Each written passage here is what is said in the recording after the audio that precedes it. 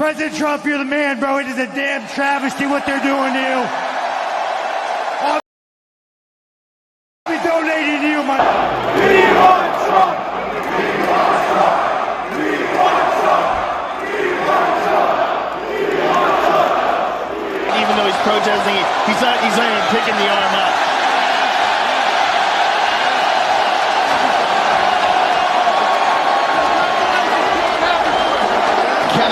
Sharing a moment with Donald Trump and Dana White. I know they desperately want Trump gone, and I know that they desperately want it codified that Trump cannot run again, because make no mistake, they remain scared to death of you, and they remain scared to death of Trump. Trump, 75 million, 80 million votes. And I'm going to tell you, you're not going anywhere. Even if Trump does, you're not. They can't separate you from Trump. And more importantly, they can't separate you from the ideas. They can't separate you from MAGA. They can't separate you from Make America Great Again, which I think remains one of our big campaign strengths going forward. They believe that they can destroy this bond that exists between you and Trump if they somehow make Trump look bad, make Trump look like a reprobate, embarrass you about Trump. They can't do it because you came before Trump. Oh, boy. We told y'all what would happen if Trump was found guilty. Let's go to Facebook, Twitter, Instagram, TikTok. See what people are talking about. Oh, boy. Even the never Trumpers. Boy. I tell you guys, man, a lot of people are waking up. They're smelling the coffee. Oh, man, polls are through the roof. New donors. I mean, what he cleared over 34 million in 6 hours after the guilty verdict, y'all. And 40% were new donors. Even after almost clearing 60 million in 24 hours. Half was new donors. New. And you see what the never Trumpers and even registered Democrats are saying all over social media on different platforms. A lot of people are sick and tired of being sick and tired. A lot of people won't change. A lot of people are struggling. A lot of people see what America's come to. How high can the kangaroo jump? They look across the street, people are peeling back bananas in the Republic. A lot of people see what's going on, y'all. They're waking up. It's here to show it to you. But let's jump into this clip, man. And boy. Y'all gave Trump a huge boost. Sorry to say you gave him a huge boost. Might just be a landslide.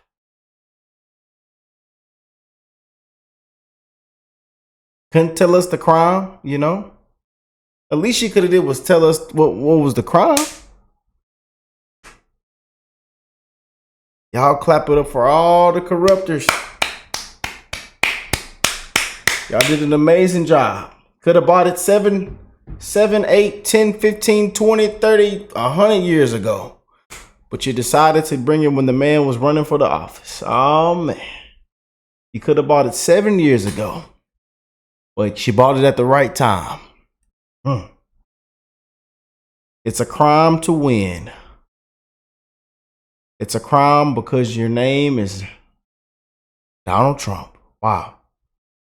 Boy. Y'all make sure y'all drop a like, subscribe to the channel if you are new here. And again, we're wishing the best in all you guys' life, man. Love, blessings, and more health to all the beautiful patriots, brothers and sisters around the world, or anybody that has come across this video today. I'm wishing the best in all you guys' life. I don't care what you look like, what you smell like, where you're from, what your age is. We don't see color. We are all brothers and sisters, and we all bleed the same, man. I encourage you to spread the love, man. We are living in some dark times. People are struggling. People are tired, exhausted. Suicide rates, depression, anxiety, PTSD is at an all-time high in 2024. Y'all spread the love, man. God bless all you and your families. Let's jump straight in. The good news is that I think we've set a record beyond all records for fundraising. That's like a poll. Well, President Trump from an exclusive interview with Fox and Friends this weekend on how the guilty verdict against him in the New York hush money trial has led to a flood of new contributions into the tens of millions to his presidential election campaign. Somebody who's campaigning with him joining us now, South Carolina Senator Tim Scott. Welcome back, Senator. Oh, Tim, what y'all think about VP? Comment down below. Thank you very much. Good morning, Shannon. Okay, so let's talk about this. The Republican spin on this has been it's going to motivate your base, that angry voters are motivated voters, and they are angry about this verdict. But Politico adds this, saying Trump simply cannot beat President Joe Biden, relying solely on the votes of people who think his legal travails are a politically motivated scam. Trump's only path to victory is a coalition that includes many Republicans and independents who find him deplorable, but think a second Biden term would be even more so. So what is the plan from President Trump to reach out to people who may not love him at this point? Maybe some Nikki Haley voters, independents, others who are skeptics. Other than the grievances, what about campaigning on policy and reaching out to those folks directly? Yeah, Shannon, there's no doubt that this verdict has actually brought unifying our party. Without any question, what we've seen is never Trumpers calling me and saying, Tim, I'm on the bandwagon now. I've seen this two-tier justice system working against the president of the United States. It could work against me, too. I've seen. Oh, y'all, it was not about Trump, man. And again, there's so many people, even on my page, the things that I'm getting tagged in, friends and family that have reached out saying this isn't America. Now I see what you're talking about.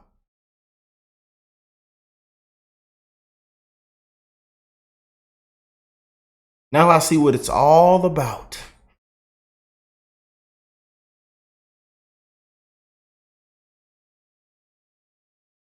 Seen donors who've been on the sidelines this entire process now jumping in. One of the reasons why we saw more than $50 million raised in 24 hours.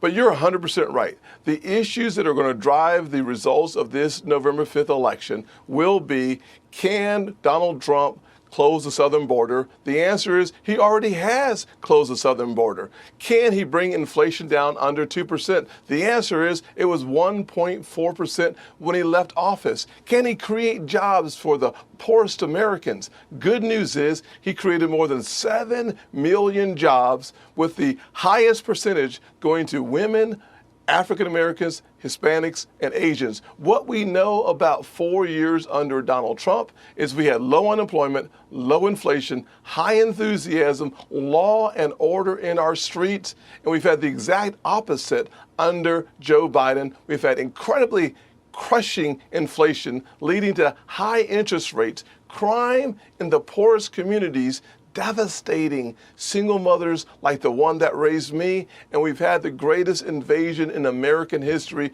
across our southern border, left wide open, unsafe, because Joe Biden on day one started unraveling border security put in place by Donald Trump. Yeah, and we get word that he may be possibly reinstituting some of that this week, given the reality of what's happening there. Now, you sound like somebody who would be campaigning with the president potentially on the ticket. The betting websites all have you in the #1 slot, potentially to be VP. You and Doug Burgum going back and forth this week.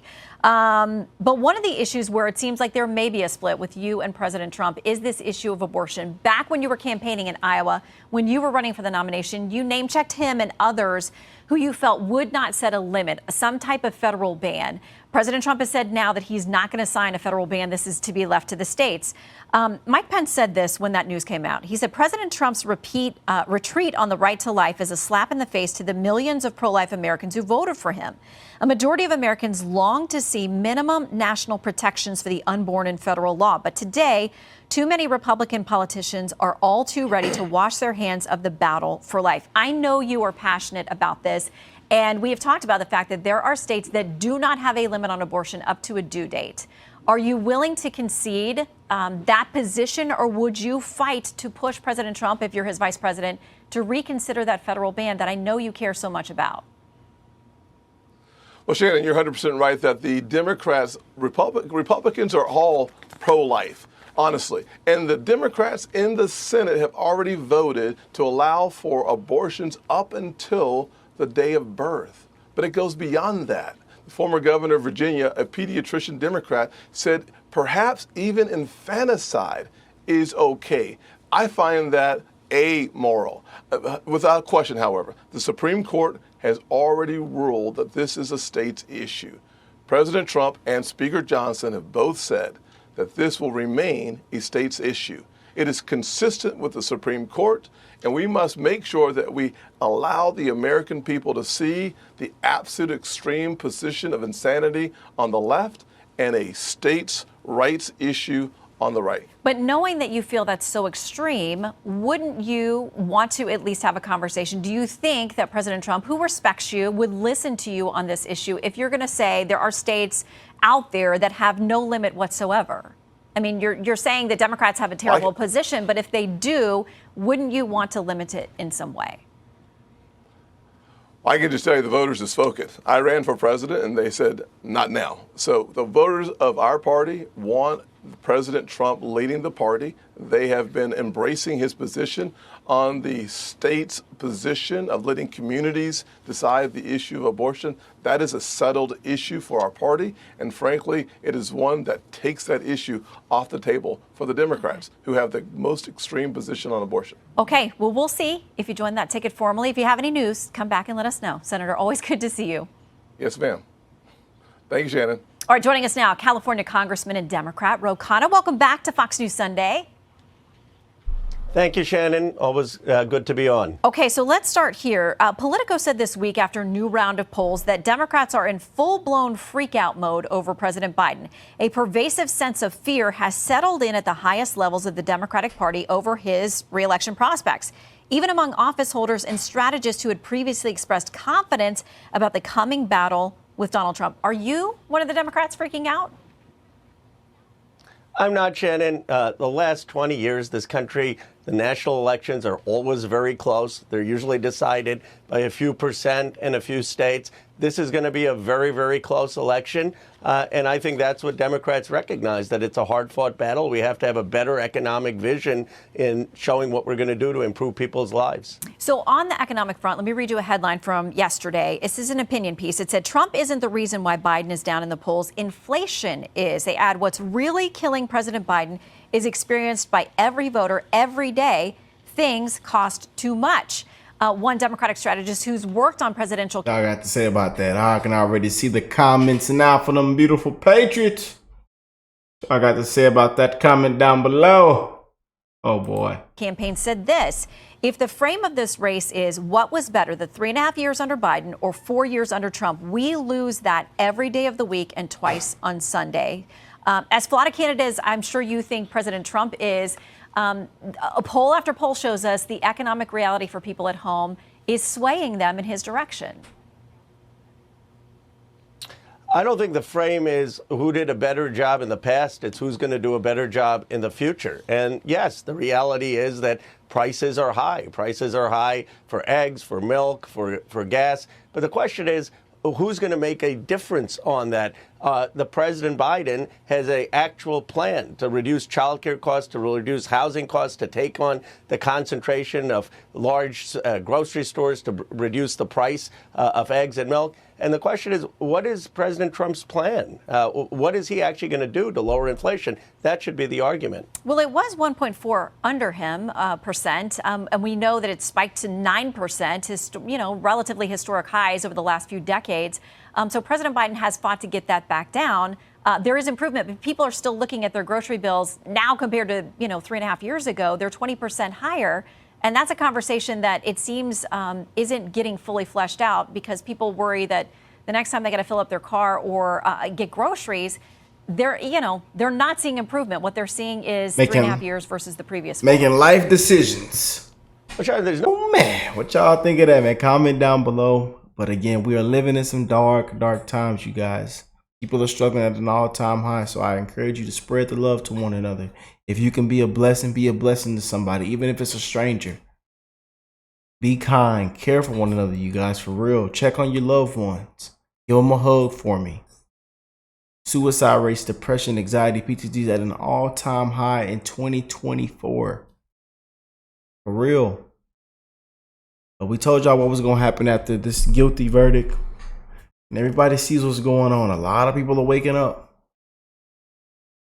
We told y'all what was going to happen, man. Even the never Trumpers. And now tons of Dems, yeah.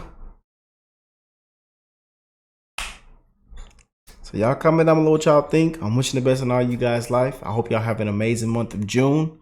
2024 treating you well. It's our year, man. These next 5 months are going to get even crazier. So just be ready. Put your seatbelt on. We riding. Check engine light is on. We riding that old truck down the interstate. Check engine light is on, baby. I love y'all, and I will catch you beautiful people in the next one. God bless all you and your families.